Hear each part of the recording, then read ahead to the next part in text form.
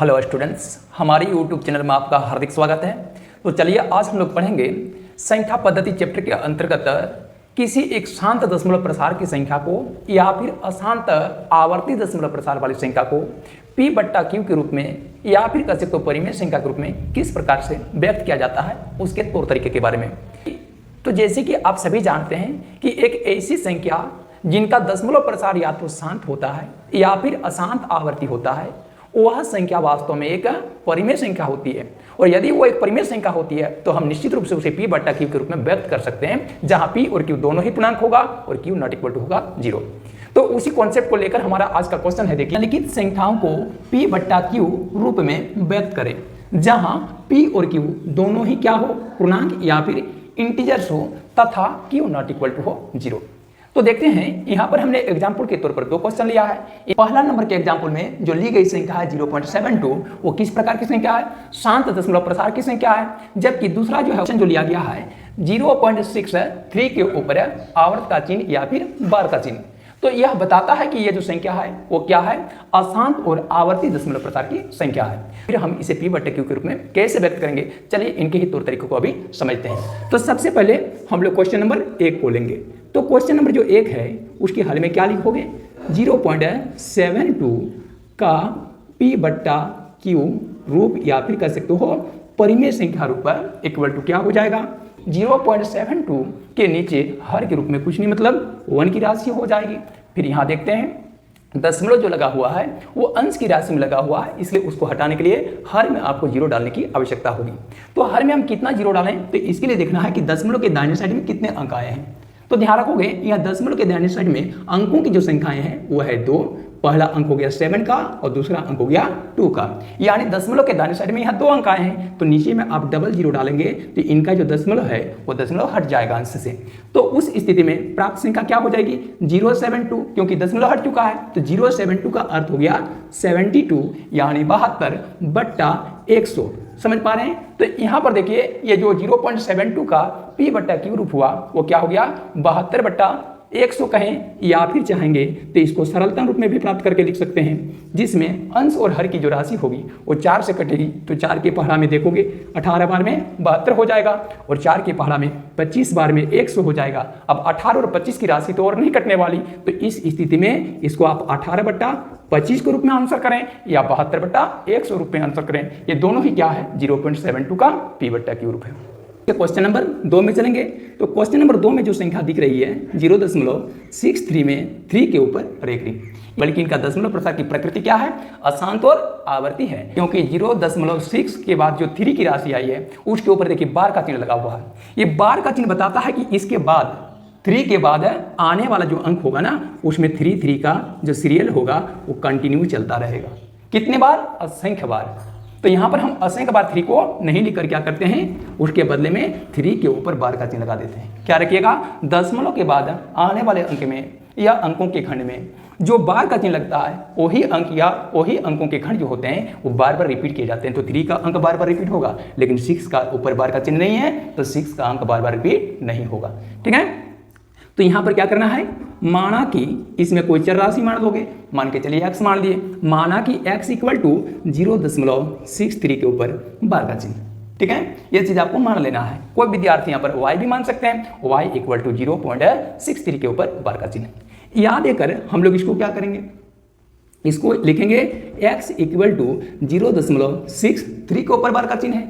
तो आप 6 के बाद 3 लिखेंगे और चाहेंगे तो 3 को तो आप असंख्य बार लिख सकते हो क्योंकि उसके ऊपर बार का चिन्ह लगा हुआ है, लेकिन हम असंख्य बार नहीं लिखकर क्या करते हैं, उनको केवल एक बार लिखेंगे फिर से दोबारा।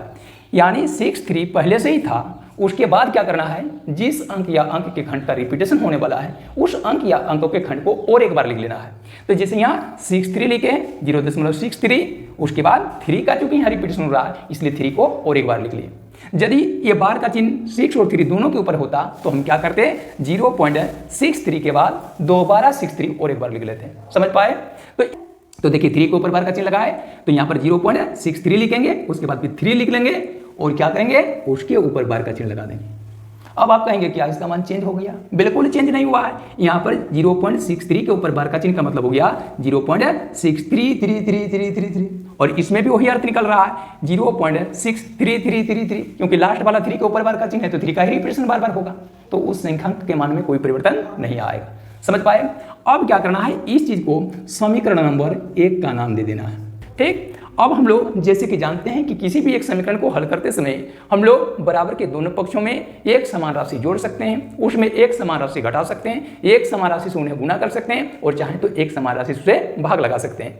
तो हम करेंगे क्या, इस समीकरण नंबर 1 के दोनों पक्षों को एक समान राशि से गुना करेंगे, लेकिन गुना किए जाने वाली वो राशि क्या होगी थोड़ा उसके बारे में समझ लेंगे। तो वह गुणा की जाने वाली राशि क्या होगी उसका जो निर्धारण होता है वो दशमलव के बाद आने वाले अंकों के जो खंड में अंक होते हैं उनकी संख्या पर डिपेंड करता है। तो यहाँ देखिए दशमलव के बाद आने वाले जो अंकों का रिपीटेशन खंड है जिसका बार बार आप रिपीटेशन कर रहे हो तो उस खंड में कुल मिलाकर कितने अंक हैं? केवल 1 अंक है। अगर 6 के ऊपर भी ये बार का चिन्ह होता तो उस खंड में क्या कहते 2 अंक हो जाता, एक 6 का और दूसरा 3 का, लेकिन 6 के ऊपर तो बार का चिन्ह है ही नहीं तो वहां पर पुनरावृत्ति खंड में या रिपीटेशन वाला जो खंड होगा उसमें केवल 1 ही अंक है और उस अंक का मान है 3।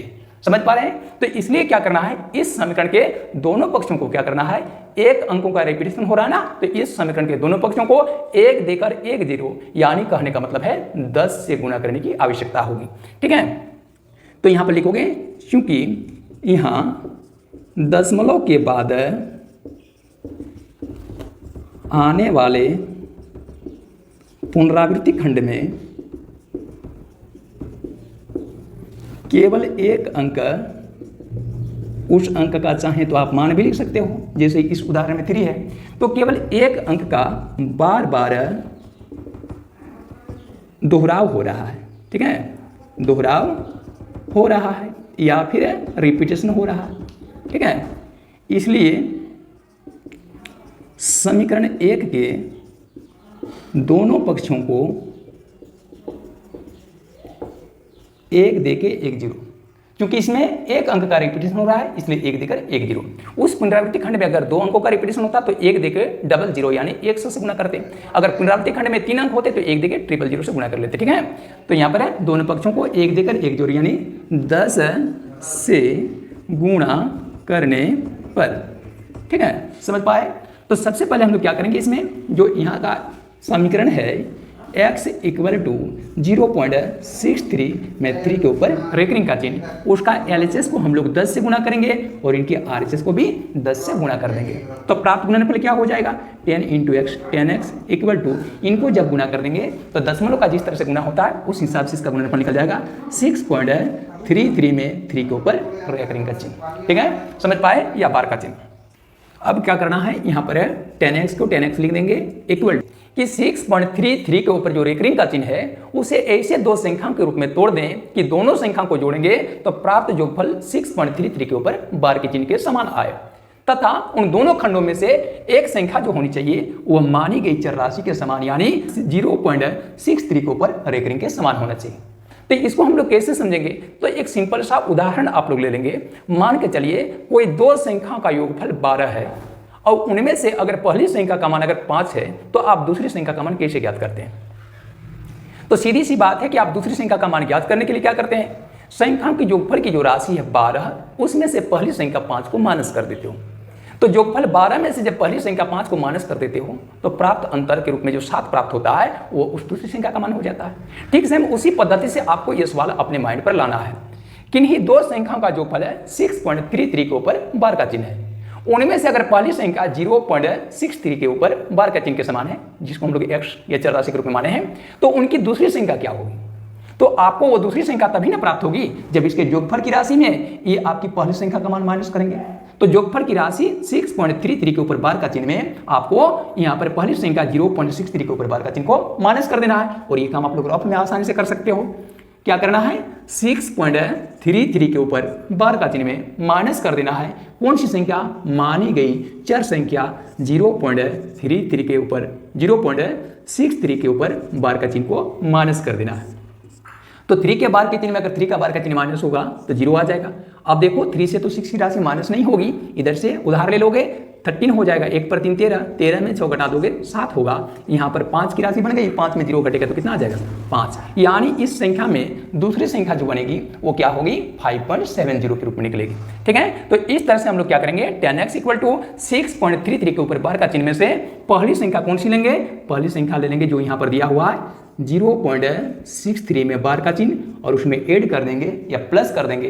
क्या चीज प्लस कर देंगे, इसकी दूसरी संख्या जिसका मान कितना है 5.70। इस तरह से इस संख्या को हम लोग 2 टुकड़ों में खंडित कर दिए। इससे आगे जब बढ़ेंगे तो 10x = क्या हो जाएगा, यहाँ पर देखेंगे 0.63 के ऊपर जो रेकरिंग है क्या उसके बदले में हम x लिख सकते हैं, क्योंकि ऊपर में देखिए हम लोग क्या माने थे कि माना कि x = 0.63 के ऊपर बार का चिन्ह।